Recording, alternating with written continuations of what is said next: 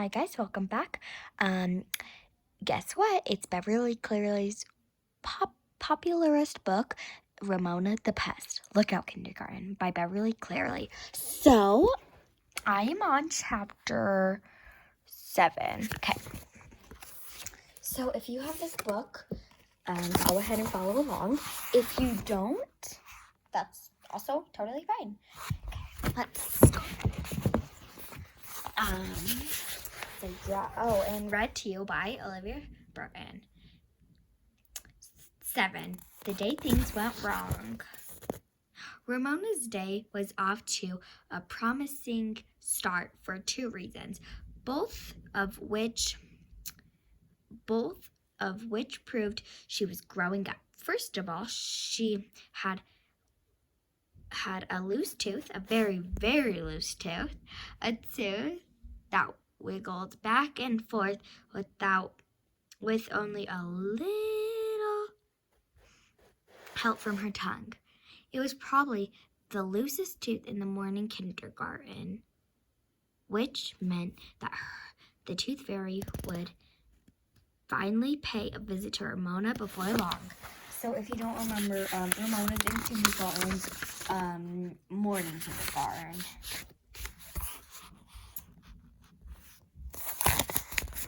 Ramona had... Sorry guys, my camera froze. Ramona had suspicions about the tooth fairy. She had seen beads search under her pillow in the morning after losing a tooth, and then call out, "Daddy, my tooth is still here. The tooth fairy forgot to come." "That's funny," Mr. Quimby would answer. "Are you sure?" "Positive. I looked everywhere for the dime." Let me look was always Mr. Quimby's suggestion. Somehow he could always find the tooth fairy's dime when Beavis could not. Now Ramona's turn would soon come. She planned to stay awake and trap the tooth fairy to make sure it really was her father. Not only did Ramona have a loose tooth to make her feel like she was finally beginning to grow up, she was going to get to walk to school all by herself. At last, Hallie was home with a cold, and her mother had to drive Beezus downtown for an early dental appointment. Now, Ramona, said Mrs. Quimby as she put on her coat, "I'm going to trust you to stay all by yourself for a little while before you start to school.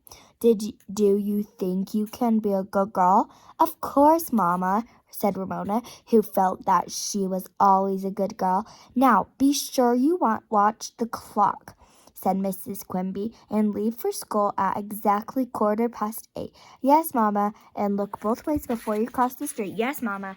Mrs. Quimby kissed Ramona goodbye. "And be sure to close the door behind you when you leave." Uh-oh, do you think someone's going to forget to leave or not? "Yes, Mama," was sorry guys.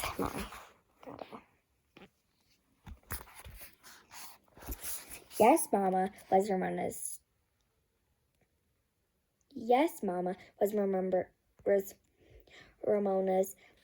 regular answer. She could not see why her mother was ridiculous. When Mrs. Quimby and Beezus had gone, Ramona sat at the kitchen table to wiggle her tooth and watch the clock. The little hand was at 8. She had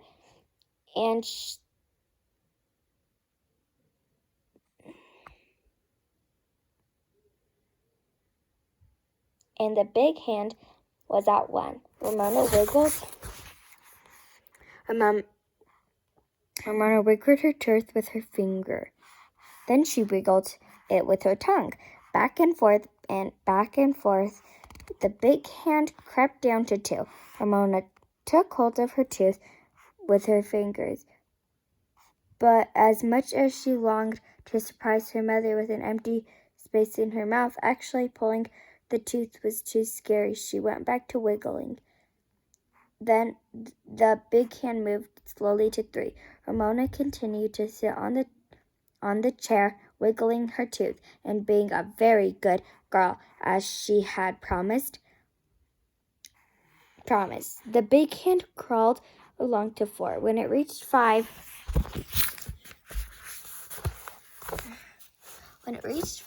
Ramona knew that it would be a quarter after 8 and time to go to school. A quarter was 25 cents. Therefore, a quarter past 8 was 25 minutes after 8. She had figured the answer out all by herself. At last,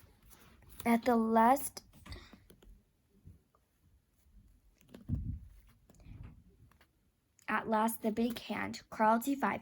Ramona slid off the chair and slammed the floor behind her as she started off to school alone. So far, so good. But as soon as Ramona reached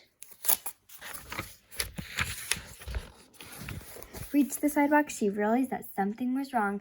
In a moment, she understood what it was. The street was too quiet. No one else was walking to school.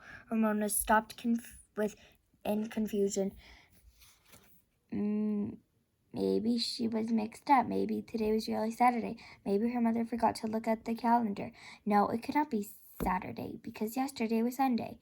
Besides, there was Henry Huggins' dog's Ribsby trotting along the street on his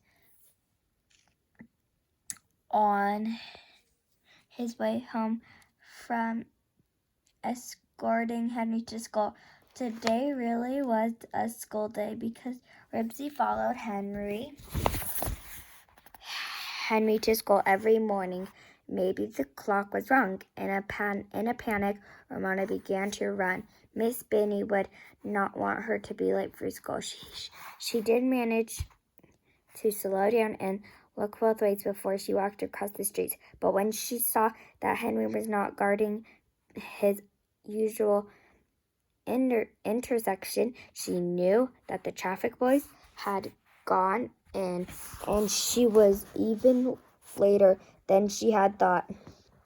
She ran across the kindergarten playground and then stopped. The door of the kindergarten was shut.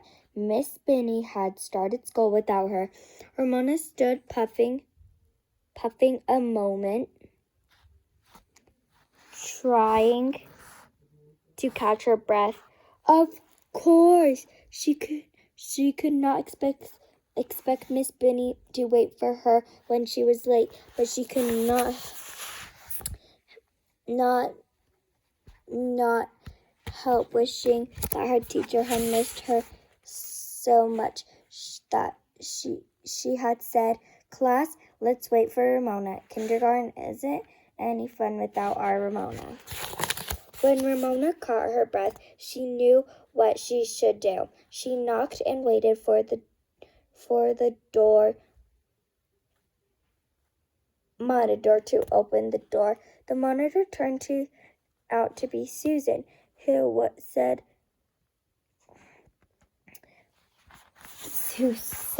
really straight, "You're late." "Never mind, Susan," said Miss Benny, who was standing in front of the class, holding up a brown paper sack with a big T printed on it. Okay.